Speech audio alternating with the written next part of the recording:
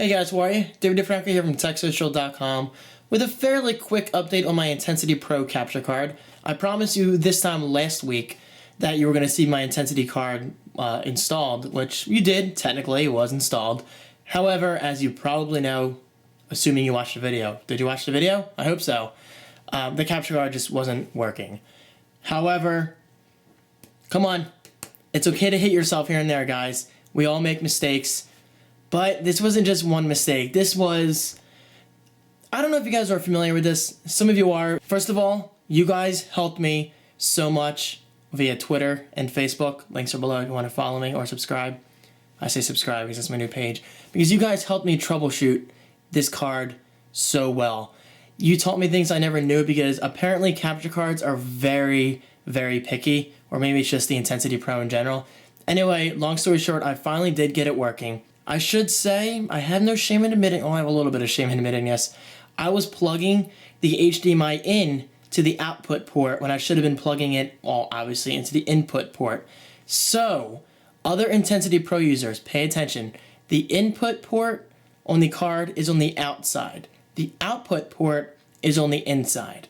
Now, this isn't totally my fault because I Googled this and I found somebody else's diagram. They mislabeled them. I don't know who you are, but whoever made that diagram, thank you for wasting my time. Yes, you're saying, oh, David, you should have, referenced Blackmagic's official PDF. I did. I kind of forgot over time because I ran into other issues. So, long story short, the ports are set up perfectly fine. Again, input on the outside, output on the inside. It's opposite to what you would think it is. Okay, moving on to the second part and the more important part. Well, you can't have this part without the right ports correctly set up, but you know what I mean.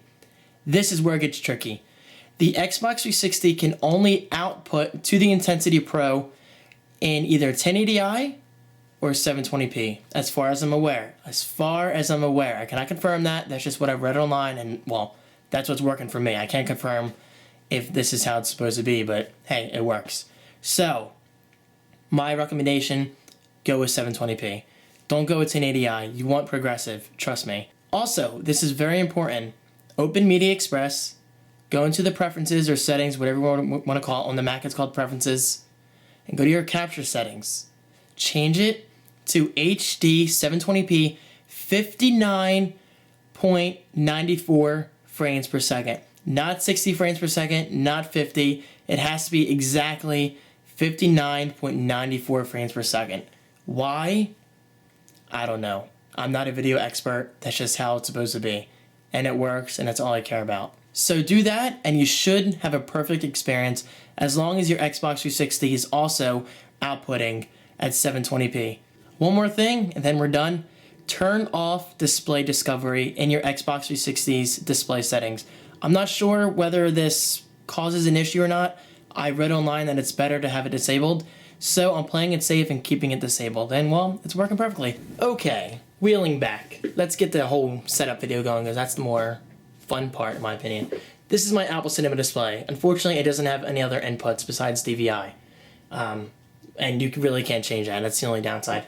But my Asus display has DVI, HDMI, and VGA. So I am using my 360 on HDMI. Now, turning this on. Make sure when you're in Media Express, click on Log and Capture. Okay? Now the software is all set up to receive the signal. And then now look, now my display automatically went to no signal because it's sensing that the 360 is plugged into my capture card, but there's no signal yet. However, turning the 360 on, wait for it. There it is. The Asus monitor takes a second. There you go. Now currently I have my audio going through the speakers, and these speakers are terrible, but I had to figure out how to reroute the audio to my Logitech speakers. Yeah, I know I said in a past video that I'm using line-in software. For some reason it's suddenly not working. I'm not really sure why. I don't know if it's because I'm using HDMI and optical audio, so if you guys can figure that out, please let me know. Well, my color balance, my white balance looks terrible. It's very yellow. That's okay. So as you can see, guys, it's working perfectly. No lag whatsoever. And on the side, no lag whatsoever. Also, real quick, make sure you're capturing in a good file format that doesn't take up too much space. As you can see, we have tons of options here. We have QuickTime Uncompressed, which you do not want to do. I already did that by accident, and the file sizes were huge. DVC Pro HD you don't need. I think the best one you can go with while retaining a somewhat small file size is QuickTime Apple ProRes 422. You don't need HQ apparently, that's what people told me on Facebook. Whoops. So 422 works perfectly. And here's a closer up shot of the 360. And because I had the 320 gigabyte hard drive, I have 2 games installed now. Rayman Origins and Gears of War 3.